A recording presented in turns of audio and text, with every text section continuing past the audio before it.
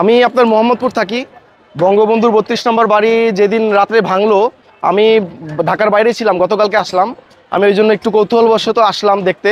বঙ্গবন্ধুর বাড়ি আওয়ামী লীগের একটা নেতা এবং জাতীয় নেতাই বলা যায়, কিন্তু এটা একদিক দিয়ে মানে একটু উচ্ছৃঙ্খলতাও বলা যায়, আরেক দিক দিয়ে যেই কষ্টটা মানুষের মনে ছিল, যা গত ১৫-১৬ বছর যে আমিও ইয়াং জেনারেশন, আমি ২০০৯ সালে ভোটার হয়েছি।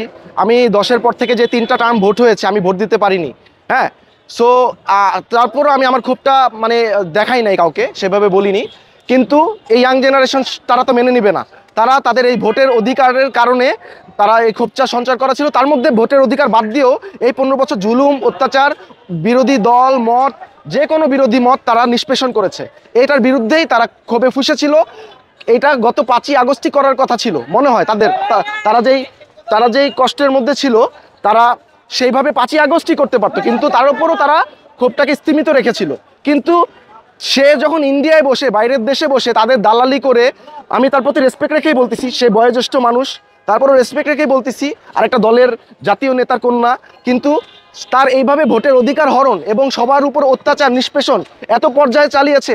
সেই ক্ষোভটা 5ই আগস্টও দেখায় নাই, কিন্তু সে কেন এখনও তার দলের নেতা কর্মীকে কেন সে বলে ওইখান থেকে যে সেই ছাত্র জনতা যাদের 3000 বা 4000 বা 5000 মানুষকে সে হত্যা করেছে, অর্ডার দিয়ে হত্যা করেছে, হুকুমের আসামি সে, তাদেরকে কেন তার ভাষণ দিতে হবে? আর সে বাংলাদেশকে নিয়ে এখন কেন ভাষণ দেবে? তার আগে বিচার হবে, ভালো ফ্রি ফেয়ার একটা বিচার হবে। হ্যাঁ, জাস্টিস চায় বাংলাদেশের মানুষ সবাই। সেই কারণে ক্ষোভে ফুঁসে উঠে তারা এটা ভাঙছে এবং বলেই দিয়েছিল যদি ভাষণ দেয় তাহলে ভাঙ্গা হবে। ভাষণ দিয়েছে, তারপর ভাঙছে। আমি বাইরে ছিলাম, আমি তারপরে কৌতূহলবশত আজকে আসলাম, দেখতে আসলাম এই অবস্থা। তার প্রতি একটু হলেও রেসপেক্ট কেন আছে? তার প্রতি রেসপেক্ট একটু হলেও আছে। সে যদিও 95 লাখ কোটি টাকা মানে দেশ থেকে পাচার হয়েছে, ওই পাচার করলেও সে কিছু কাজ করেছে। কিন্তু যেই কাজই করুক, সাপোজ আপনার এক্সপ্রেসওয়ে, সাপোজ আপনার মেট্রো রেল, সাপোজ আপনার বঙ্গবন্ধু টানেল, যাই করুক, সে ওইখানে যদি 10 ভাগ খরচ হয়, তার 9 ভাগ সে বা সে 8 ভাগ সে পাচার করে ফেলেছে, 2 ভাগ দিয়ে সে কাজ করেছে। এই জিনিসটা তো রাইট হয় নাই। একটা পিপলস রিপাবলিক অফ বাংলাদেশ মানে গণপ্রজাতন্ত্রী বাংলাদেশ সরকার, আপনার পিপলস রিপাবলিক অফ বাংলাদেশ, সেই পিপলদের রিপাবলিকেশন মানে তারা যে ভোটের অধিকার দিবে, প্রয়োগ করবে, জবাব আন্ডার অ্যাকাউন্টেবিলিটি অফ পিপলস। হ্যাঁ, for the people, by the people, of the people. আপনারা সেই ডেমোক্রেসি ছিটাফোটা রাখেননি, তাইলে আমি ভোট পর্যন্ত দিতে পারিনি। আমি এখনো একটা ভোটার হওয়ার পরে 3টা টার্ম আমি ভোট দিতে পারি নাই। কেন আমি ভোট দিতে পারবো না?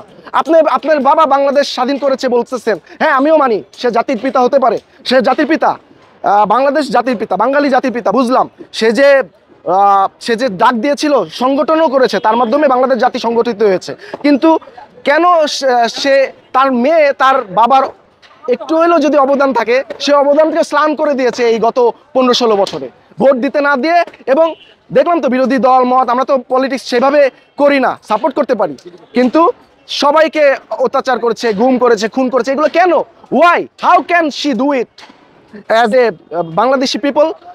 আর সে বাংলাদেশে কিভাবে আরেকটা বাংলাদেশ? তাহলে পাক হানাদার আর আওয়ামী লীগকে কি হানাদার বলা উচিত? আওয়ামী হানাদার বলা উচিত?